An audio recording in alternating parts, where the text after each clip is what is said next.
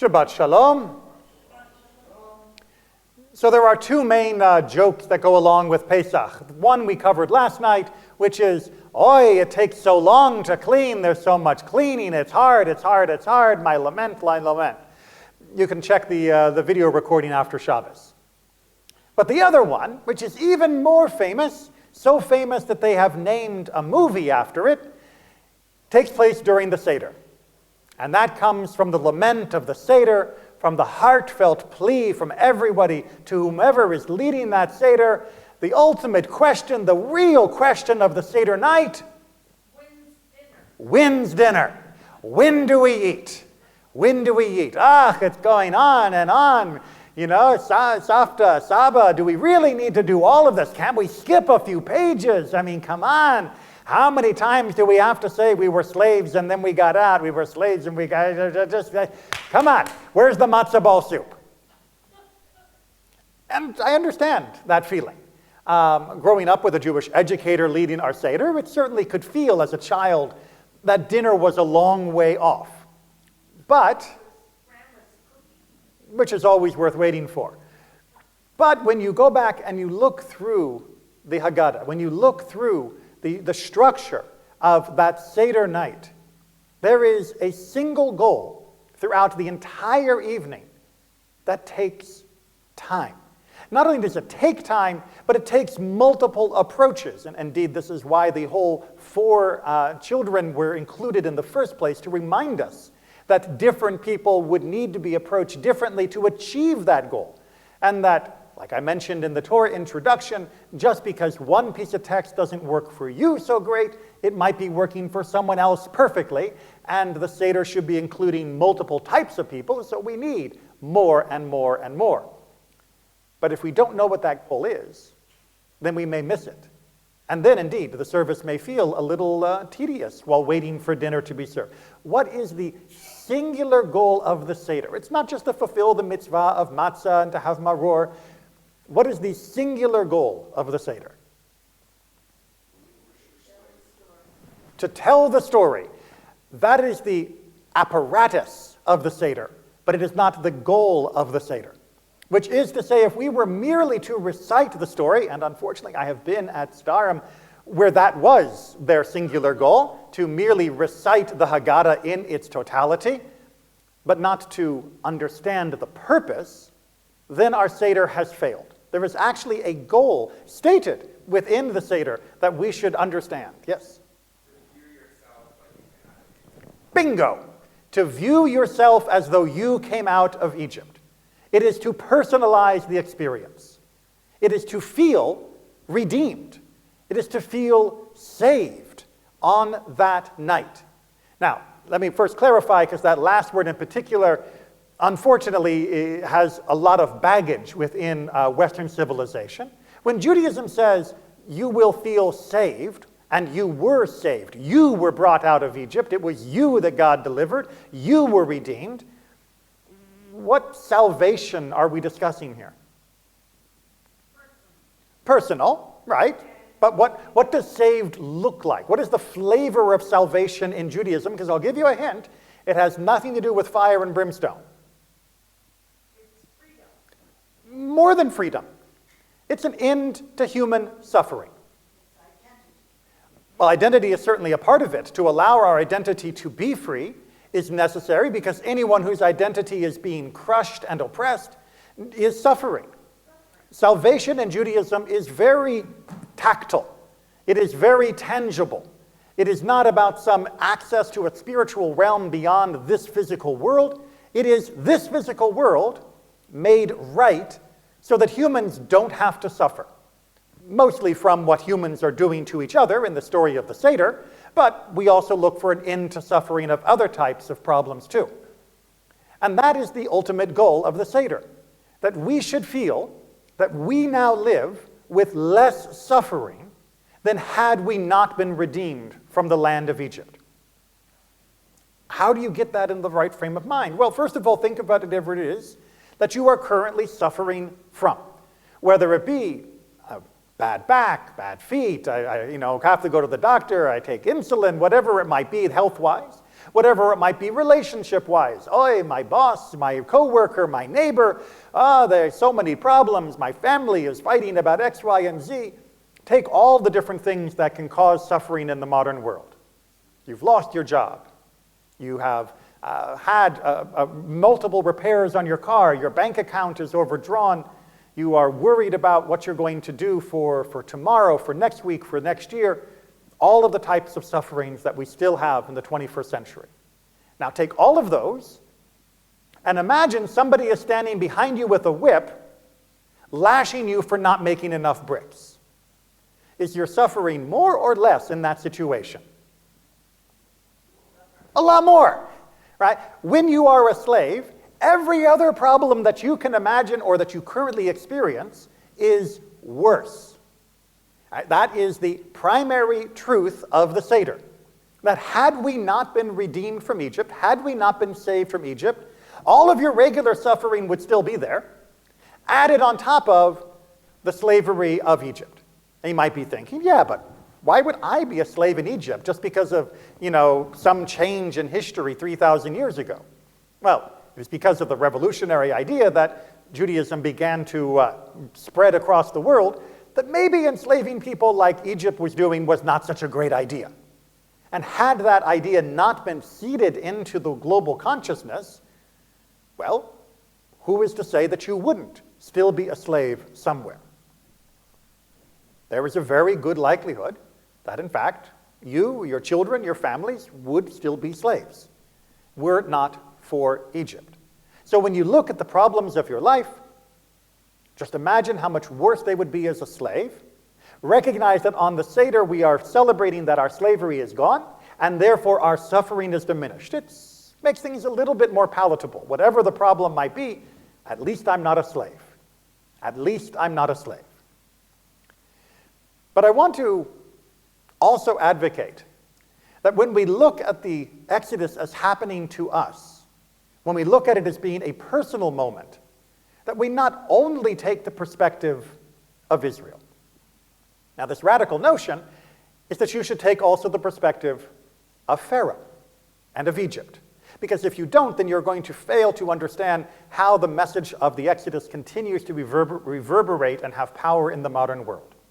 So I want you to flip the narrative for a little bit.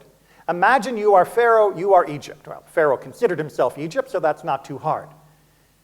What in the world is going on right now in the days leading up to that final moment of the last plague and the release of the Israelites? What have you been enduring for almost a year at this time? The plagues, right? You've been going plague after plague after. What have they done to your country? Decimated. Your economy is in shambles. Right? Your crops, your animals, your population have been afflicted, destroyed, thrown into chaos, rack and ruin. Well, why haven't you released the slaves at this point? Not exactly. We often use that term in English, which means something very differently than it does in the Hebrew. In the Hebrew, it simply means that Pharaoh was given the courage to stick to his guns. He was given resolve. What he did with that resolve was still his own choice, which was to continue to keep the people enslaved. He just had the courage to be an idiot. But look at it from his point of view. He wasn't an idiot.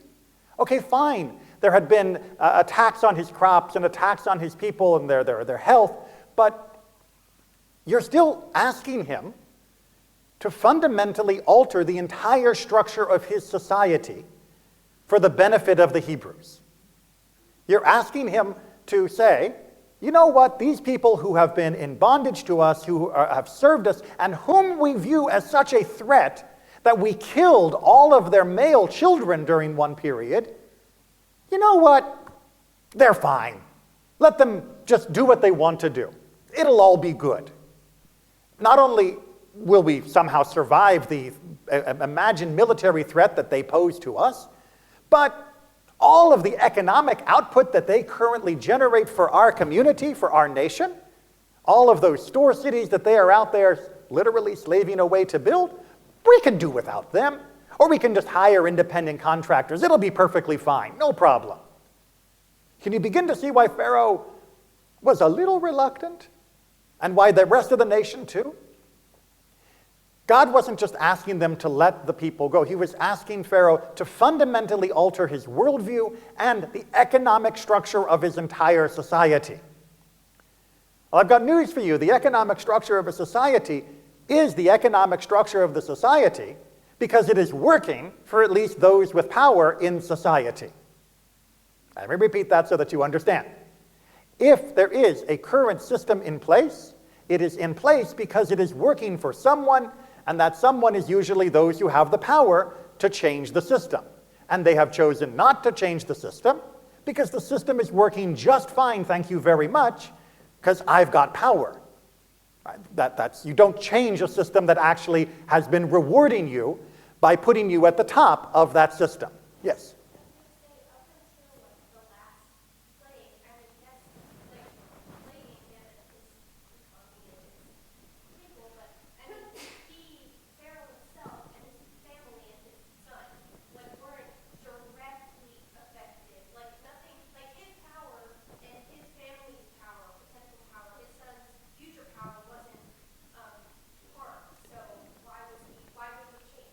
Exactly right. Pharaoh in particular, in person, had not really been uprooted or distraught over these plagues.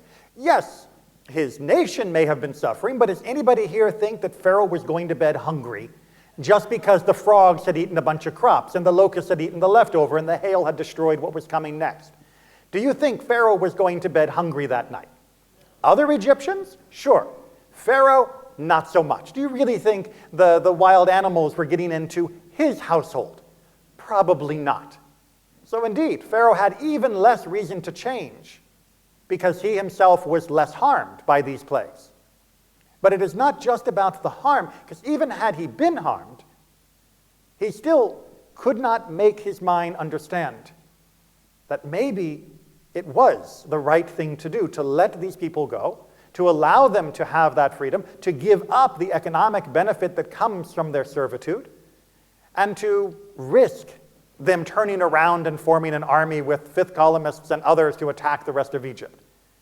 He couldn't believe that because he, like almost every other society throughout history, had fallen prey to the great trap of when you treat someone badly, you must then invent reasons why they deserve to be treated as such.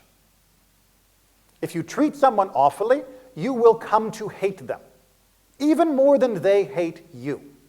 You will come to hate those whom you oppress and mistreat.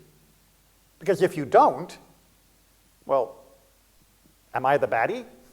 Am I the villain? I know, I have to be doing this for a reason. Now, the reason is, of course, because it suits me, and there is economic and social benefit for keeping the people enslaved.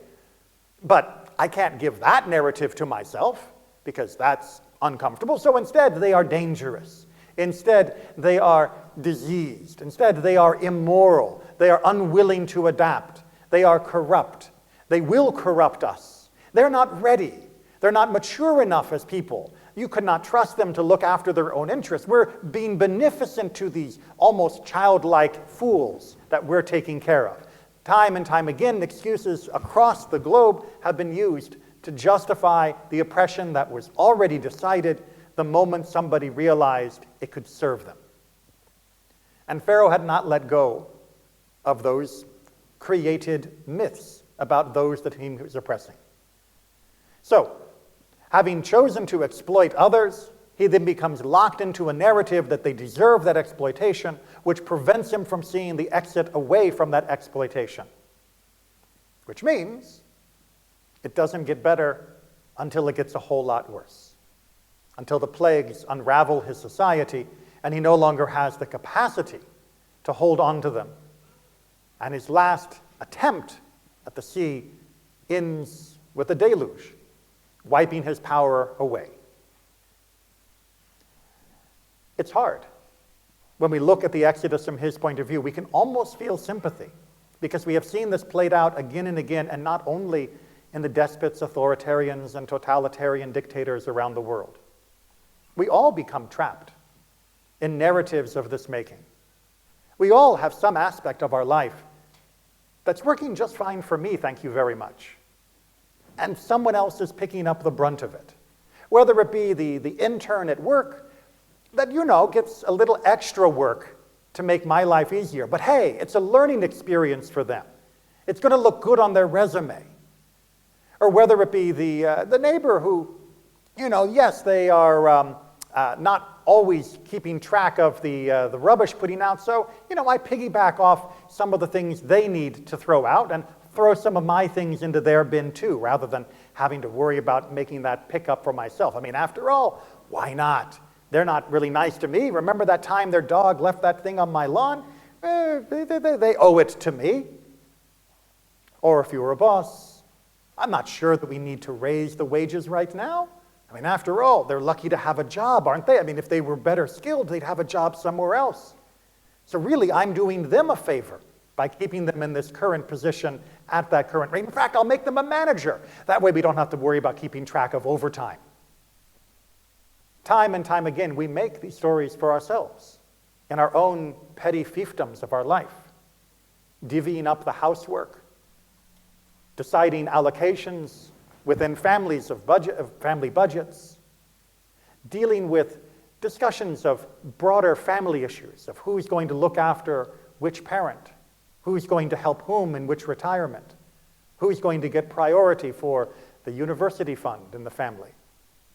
We make these decisions in our own small authoritarian ways, and we often come up with justifications after the fact that are not the true reasons for the decisions we made. We all act as Pharaoh from time to time, which means when we look at the Seder and we hear the story of the Exodus, we need to also see ourselves as being the one that was being escaped from, and recognize the elements within our own personality that, far less than Pharaoh, please do not misunderstand me, are nonetheless holding ourselves and others hostage, and will continue to perpetrate and perpetuate toxic relationships, painful problems, and we will be bewildered of why these plagues continue to afflict us. Let that go. Let those around you be truly free, and deal with them as free people. And you will find that on the other side of that sea, you can stand together. Indeed, many of the Egyptians recognized this. We said that there was this mixed multitude who came with us out of Egypt, who saw that there was a better way. We don't have to stay in Egypt. Yes, last comment.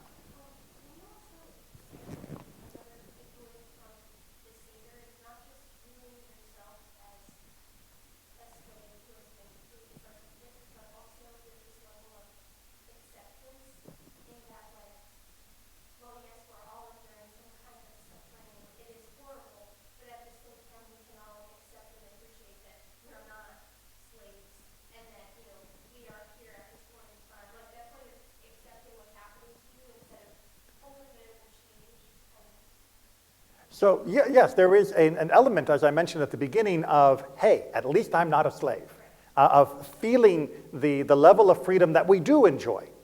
But there is also an element that says, appreciate, show gratitude, have hope for a change, but also recognize where you need to change, which shackles you need to strike off, and to not only think about those that are around your wrists, but think about those, whether consciously or subconsciously, that you have placed on others, or that we collectively have placed on those that we have chosen to call the other.